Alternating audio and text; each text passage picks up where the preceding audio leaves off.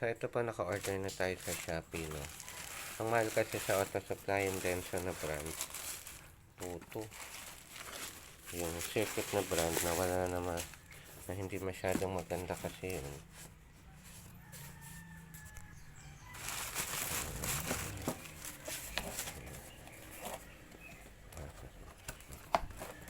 So, ito siya, no? Maganda naman yung pagkabalot niya. Tapos, ito siya. So, ayan, denso din siya eh.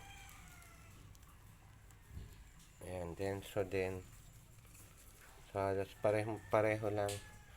So, ang bili ko dito, almost 900 lang. Sa Auto Supply, 2225. Tapos, yung generic na circuit brand, 1.8. So, nag-decision ako.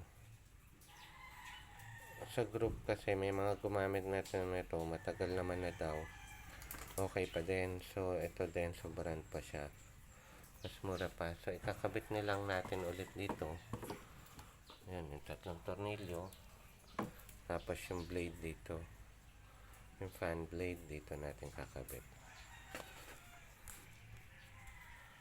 So, ganun lang. So, ganun lang po.